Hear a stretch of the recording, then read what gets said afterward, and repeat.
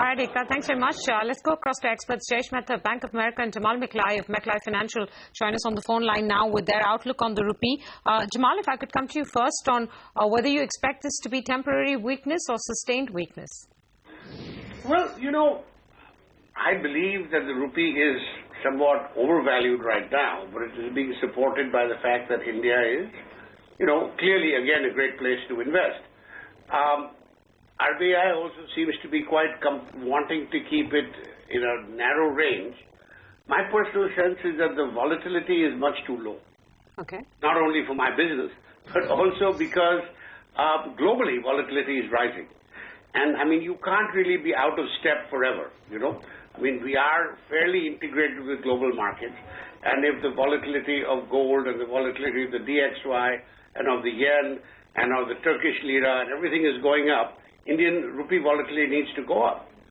And if the volatility goes up, obviously it will be in the direction of a weaker rupee because the dollar is so much stronger than it was, let's say, 2 months ago. Okay, so how much more weakness are you estimating into the rupee? I have no idea. What's keeping the volatility low? Is it being managed by the RBI, or is it just the market that is out of sync? The fact is that the rupee should not be strengthening, right? But it is because of the inflows, right?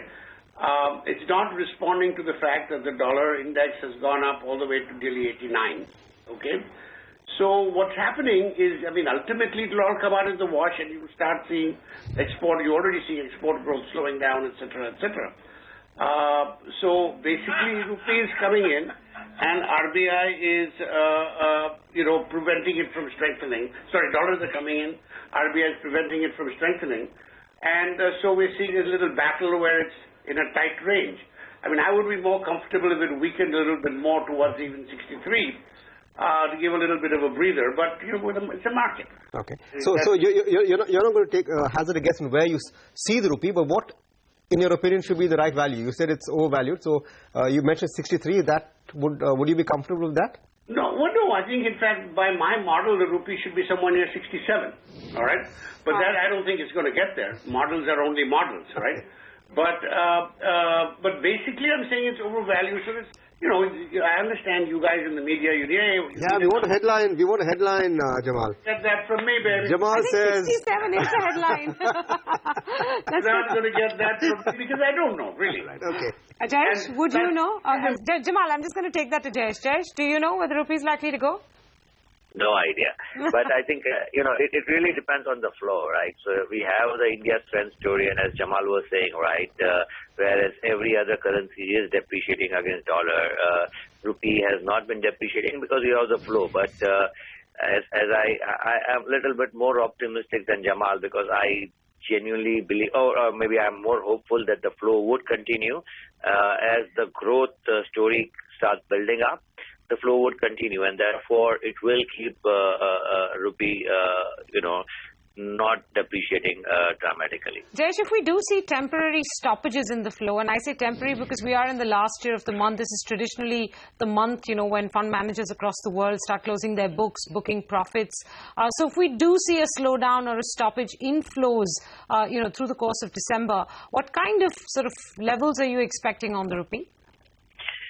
No, so as I said, like the global strengthening of dollar and the flow stopping both happening together, yes, it can. Can it go to 63? It can go to 63. Can it go a little bit higher? It can. We have 20 more days to go, right?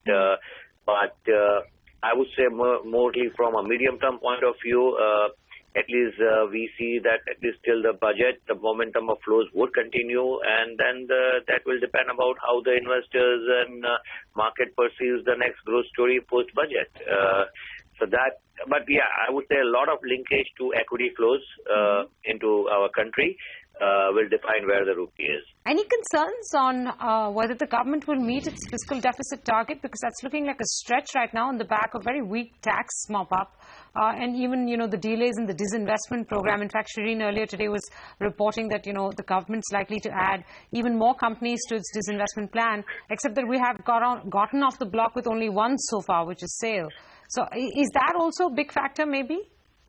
No, I don't think that really matters at this juncture. Like if you look at bond market, the momentum is so strong on bias towards interest rate going down that in case if there is an additional borrowing of 20,000-30,000 crores, it's not going to impact much. But we don't see that happening. So from that perspective, the overdraft the government has, they can actually manage that. So we really don't see that impacting the market. Jamal, what's the assumptions that you're basing your model on that sees rupee at 67? Well, it's, this is basically an RER type model, starting at a point when the rupee was at 46, 47, and both exports and imports were growing by 30%. So I figured that's, everything was well. And then I simply tracked the DXY and built in an inflation differential. It's not very, it's not very rigorous model. But, so that's why I wouldn't stick to the 67. Okay. But basically it shows that the rupee is overvalued, right? But of course it can stay overvalued for months, years even, right? The main problem is if the market is, if any asset is overvalued and there is a shock to the system, you will then see it unwinding. And that, I think, is the real threat right now, It's very difficult with the rupee sitting strong, even 62.20 is strong, right? Why would you pay, 3-4 rupee premium for 8 or 9 months? So that's what's happening is more and more people are sitting unhedged on an ongoing basis, and that's building up the pressure. So if there is any sort of drama, you could see it slide sharply. But frankly, I think we're going to be okay. Now, again, I don't know when the Fed is going to start raising rates. You're beginning to see now, as you see globally, equity markets getting pretty nervous. Yeah. I feel they've gone much too high. So, might this be the beginning of the next shoe dropping? I don't know. Any big macro concerns? Jamal, the same question that I had put to Jayesh. Do you think those could accentuate this weakness? No. I think on the macro side, India is, everyone believes, and I believe also, that we're on the right track. Okay. Mr. Modi is a very lucky man, and I'll take luck over brains any time, right? So I think he's going to be able to get things going. So I don't think there's really, people are looking for, but he hasn't done this, he hasn't done that, and all that is true. There's really not a whole lot been done. But the sentiment is still positive. There's no rocket science to get India fixed. So people believe it's going to happen, okay? My personal concern, actually, is turning to the political side for a minute, is that, the real issue, because, again, you're seeing all this crazy anti-modern stuff going on. And while at some level you may think that's only for the cool people, the truth is, if, you see, look at what's happening to women all over the country. Jamal, forgive me for interrupting you there. I just have one last question and only 30 seconds to go, so I'm apologizing for the interruption.